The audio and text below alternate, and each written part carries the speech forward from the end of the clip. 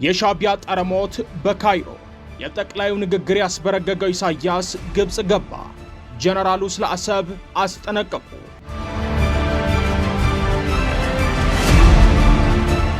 ኢትዮጵያ ከሰሞኑ በጠቅላይ ሚኒስትሯ በኩል ስለ ባህር በርና ቀይ ባህር የመረራ አቋሟን በይፋ ካንጸባረቀች በኋላ በአስመራ ከፍተኛ ሽብር ነግሶ ነበር። በተለይም ደግሞ በካይሮ የተጠነሰሰው ሻዕቢያ የመጨረሻውን መፍጨርጨር እያደረገ ሲሆን አሁን ኢሳያስ የ5 ቀናት የሥራ ጉብኝት ለማድረግ በሚል የዳቦ ስም ካይሮ ገብተዋል።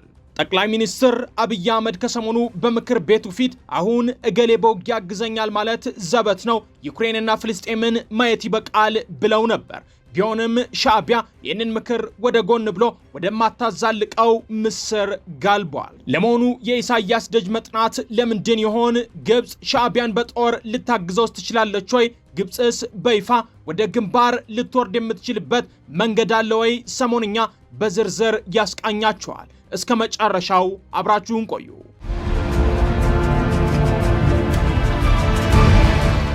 የኢሳያስ በካይሮ መገኘት ዋነኛ ምክንያቱ ጠቅላይ ሚኒስትር አብይ ከሰሞኑ የተናገሩት ንግግር ነው። በእርግጥም ደግሞ ውጊያው ከተነሳ ማንም አያቆመንም የሚለው መልእክት የሰራ ይመስላል። ጠቅላዩ ከቀናት በፊት በሰላማዊ መንገድ የማይፈታና ለማዘናጋት የሚሞከር ከሆነ የአሰብን ጉዳይ በሌላ መንገድ ማለትም በኃይል መፈታቱ አይቀርም፣ ሌላ 30 ዓመት አንጠብቅም ማለታቸው በአስመራ ሽብር መፍጠሩ እየተነገረ ነበር። በተለይም ደግሞ መረር ብለው ከ5 ዓመት በፊት ባህር ኃይል ያቋቋም ነው በብርጭቆ ውሃ ውስጥ እንዲዋኝ አይደለም፣ ለቻይና፣ ለአሜሪካ፣ ለራሻ ከኤርትራ ጋር እንዲያሸማግሉን ጥሪ አቅርበናል። ጉዳዩ በሽምግልናና በሰላማዊ መንገድ የማይፈታ ከሆነ ጉልበት ያስመልሰዋል የሚል አንድምታ ያለው ንግግር ማድረጋቸው ነው ኢሳያስ ወደ ምስር እንዲፈረጠጥ ያደረገው።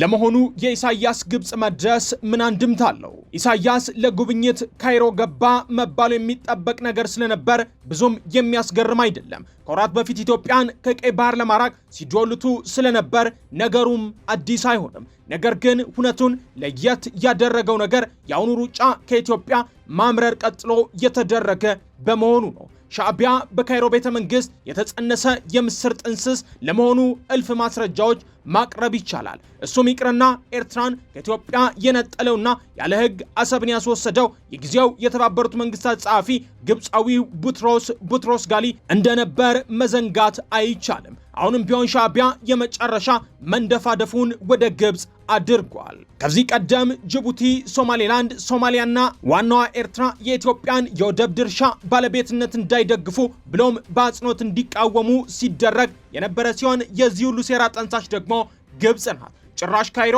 ኢትዮጵያ ስትበጠበጥ እንድትኖር በየዓመቱ $1,000 ሚሊዮን ታፈሳለች። ግብጽ የኢትዮጵያን የባህር ኃይል ማጠናከርና የባህር በር ፍላጎት የምትቃወምበት ዋናው ምክንያት የራሷን የውሃ ደህንነት ማለትም በአባይ ወንዝ ላይ ባለው የታላቁ ህዳሴ ግድብ ጉዳይና የቀይ ባህር ስትራቴጂካዊ ጥቅም ከሚመለከቱ ስጋቶች ጋር የተያያዘ ነበር። ግብጽና ኢትዮጵያ በታላቁ ህዳሴ ግድብ ላይ የረጅም ጊዜ አለመግባባት እንዳላቸውም ይታወቃል። የአባይ ጉዳይ ምንም እንኳን የተዘጋ ዶሴ ቢሆንም ግብጽ ግድቡ የውሃ ድርሻዋን እንደሚቀንስባት ትሰጋለች። የኢትዮጵያ ወታደራዊ በተለይም የባህር ኃይል አቅም መጠናከር ግብጽን ይበልጥ እንድትሰጋ ያደርጋታል። ምክንያቱም ይህ ግብጽ የአባይን ውሃ በተመለከተ ያላትን ድርድር ቦታ ሊያዳክም ይችላል ብላ ትሰጋለችና። በተጨማሪም ግብጽ የኢትዮጵያን የባህር ኃይል ግንባታና የባህር በር ፍላጎት የምትቃወምበት ዋናው ምክንያት ከስዊዝ ካናል ጋር ቀጥተኛ ግንኙነት አለው። የስዊዝ ካናል ለግብጽ እጅግ ስትራቴጂካዊና ኢኮኖሚያዊ ጠቀሜታ አለው። የስዊዝ ካናል ሜዲትራኒያን ባህርን ከቀይ ባህር የሚያገናኝ ሰው ሰራሽ የውሃ መንገድ ሲሆን በአውሮፓና በእስያ መካከል ያለውን የባህር ጉዞ በእጅጉ ያሳጥረዋል። ይህ ካናል ታዲያ ለግብጽ የውጭ ምንዛሬ ገቢ ዋነኛ ምንጭ ሲሆን በየዓመቱ በቢሊዮኖች የሚቆጠሩ ዶላሮችን ከመርከቦች የትራንዚት ክፍያ ታገኛለች። ይህ ማለት የስዊዝ ካናል ለግብጽ የጀርባ አጥንቷ ነው እንደማለት ነው። ግብጽ የስዊዝ ካናልንና የቀይ ባህርን ሰሜናዊ ክፍል ሙሉ በሙሉ ትቆጣጠራለች። ይህ ቁጥጥር ደግሞ ለግብጽ በአፍሪካ ቀንድ፣ በመካከለኛው ምስራቅና በዓለም አቀፍ ደረጃ ከፍተኛ የሆነ ጂኦፖለቲካዊ ተጽዕኖ እንዲኖራት አድርጓታል። ታዲያ የኢትዮጵያ በቀይ ባህር ላይ ተጽዕኖ ማሳደር መፈለግ የግብጽ ሉዓላዊነትና የበላይነት የሚፈታተን እንደሆነም ታምናለች። ስለዚህ ወደረኛ ትሆናለች የተባለች ኢትዮጵያ ወደ ቀይ ባህር እንዳትደርስ ኤርትራን ጠንስሳ ዋለደች። አሁንም የኢትዮጵያን ጥያቄ ለመድፈቅ ሲባል ኢሳያስን አይዞ እያለችው ትገኛል።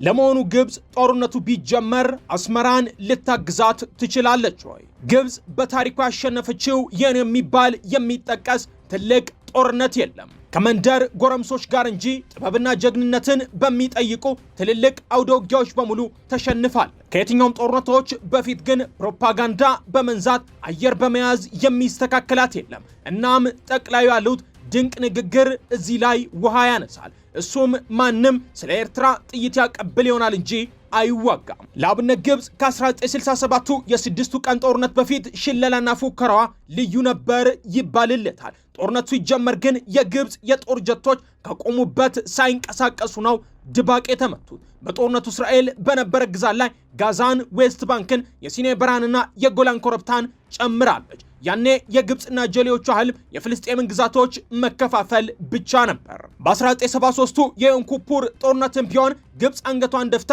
እጅ የሰጠችበት ነው። ከጦርነቱ በኋላ አንድ የግብጽ ወታደር የተናገረው ዝነኛ አባባል ዘመን ተሻጋሪ ጥቅስ ሆኖ አልፏል። እነሱ ለድል ሲዘጋጁ እኛ ከድል በኋላ ካይሮ ውስጥ ለምናሳየው የድል ሰልፍ ስንዘጋጅ ነበር ይላል ያ ወታደር። በእርግጥ ትላንት ዛሬ አይደለም። የእስራኤልና ግብጽ ጉዳይ በካምፕ ዴቪድ ስምምነት ከተቋጨ ወዲህ ግብጽ የምዕራብ ዓለም ቁልፍ አጋር ሆናለች። ስዊዝ ካናል ስትራቴጂካዊ ተፈላጊነቷን ጨምሮታል። ለአገሪቱ ወታደር ብቻ አሜሪካ በየዓመቱ 1.3 ቢሊዮን ዶላር ድጋፍ ታደርጋለች። ሳውዲ አረቢያም ቢሊዮን ዶላሮችን ወደ ካዝናዋ ታፈሳለች። በዚህ ላይ የአረብ ሊግ ማህተም በኪሷ ይዛ የምትዞር የሊጉ ፈላጭ ቆራጭ ናት። ከዚህ ትይዩ ግን የአገር ውስጥ ፖለቲካቸው ተበላሽቷል። በህዝባዊ አመፅ ሆስኒ ሙባረክን ከሸኙ በኋላ የተመረጡት የሙስሊም ብራዘርሁድ አጋፋሪ መሐመድ ሙርሲ መፈንቀል ከፍተኛ ክፍፍልን ፈጥሯል፣ ደም አቃብቷል። በብረት ሰይፍ የተዳፈነ ልዩነትም ዛሬም እንዳለ ነው። ለማፈንዳት ጊዜ የሚጠብቅ ትልቅ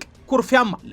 ኳታር ኩርፊያውን ለማፈንዳት በአልጀዚራ በኩልም ማቃጠሯን ቀጥላል። በዚህ ላይ ኢኮኖሚዋ መንገዳገድ አብስቷል። ፕሬዝዳንት አብዱል ፈታህ አልሲሲ በግልጽ የህዝብ ቁጥርና ኢኮኖሚዋ አለመመጣጠኑን አንስቶ የቻይናን የቤተሰብ ምጣኔ ማወዳደስ ጀምሯል። የዋጋ ንረቱ ከዚህ ቀደም ያልታየ ነው። የስራ አጥ ቁጥርም በእጅጉ ጨምሯል። ከ30 ሚሊዮን በላይ ዜጎች እና ዓለም ባንክ ከድህነት ወለል በታች ብሎ በሚገልጹት አስከፊ የድህነት ቀንበር ስር ናቸው። የአገሪቱ ፓውንድ የመግዛት አቅምም እጅጉን አሽቆልቁሏል።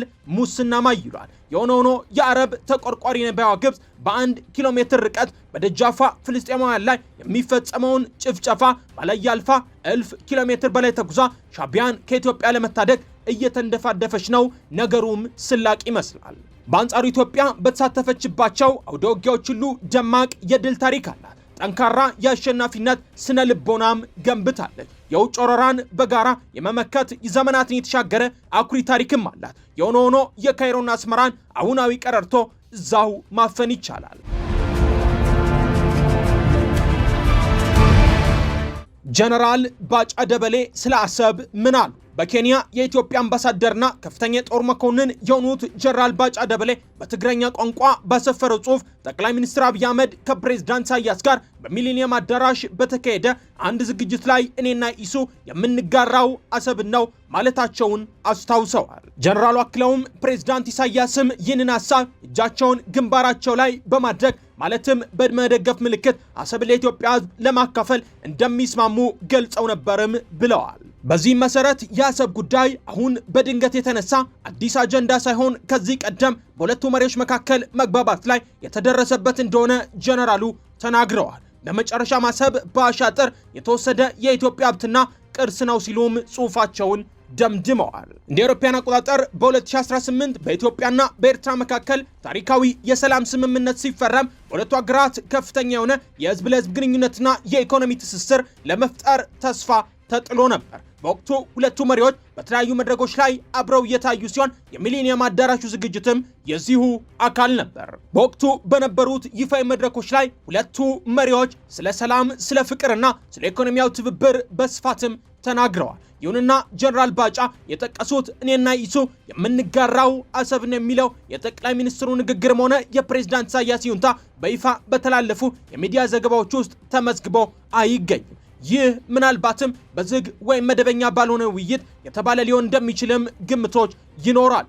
ነገር ግን በይፋ የተረጋገጠ መረጃ አይደለም። የኤርትራ መንግስት የአሰብን ጨምሮ ሁሉንም የወደብ ከተሞች የግዛቷ የማይገረሰስ አካል መሆናቸውንና በሉዓላዊነቷ ላይ ምንም አይነት ድርድር እንደማታደርግ በተደጋጋሚ ይገለጻል። የጀነራል ባጫን ንግግር ተከትሎም ከኤርትራ በኩል የተሰጠ ይፋዊ ምላሽ የለም።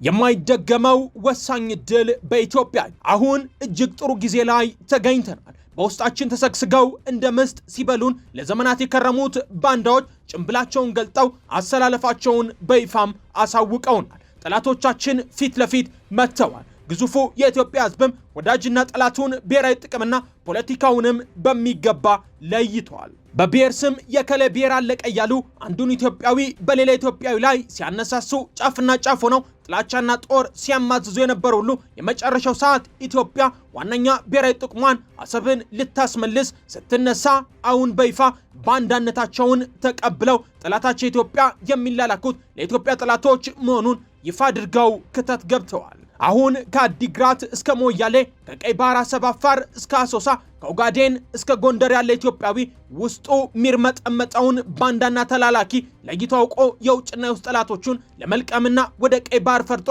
የባህር ድንበሯ አሰብ ለመትመም ፊሽካ ብቻ እየተጠባበቀ ይገኛል። አዎ ትናንት ዛሬ አይደለም። ኢትዮጵያ አሁን ነቅታለች። በማጭበርበር በማዋከብ ኢትዮጵያውያንን በማጋጨት በግብፁ ቡትሮስ ጋሊ በኢትዮጵያዊ ስም በተሰየመው መሪና በነካይሮ መልእክተኞቹ ሻዕቢያዎች ቅንጅት በክፍለ ዘመኑ ታላቅ ድራማ ያጣችውን አሰብ የባህር ድንበሯን ልታስመልስ ኢትዮጵያ ሁሉንም ዝግጅት አጠናቃለች። እድል ሲመጣ ማንዴ ነውና ሻዕቢያም ሌላ ፈተና በራሱ ሜዳ መጥቶበታል። አሁን ግብፅ በጭራሽ ነፃ ልታወጣውም ልታድነውም የምትችልበት ሁኔታ ላይ አይደለችም። ወሳኙ ምዕራፍ አሁን ነው። የተወደዳችሁ የሰሞንኛ ቤተሰቦች ስለ ኢሳያስ የካይሮ ጉብኝት ያሰናዳንላችሁ የዛሬው አሁናዊ ጥንክራችን ይህንን ይመስል ነበር። አብራችሁን ስለቆያችሁ ምስጋናችን ከልብ ነው። ሰብስክራይብ በማድረግ ቤተሰቡን ሰናይ ጊዜ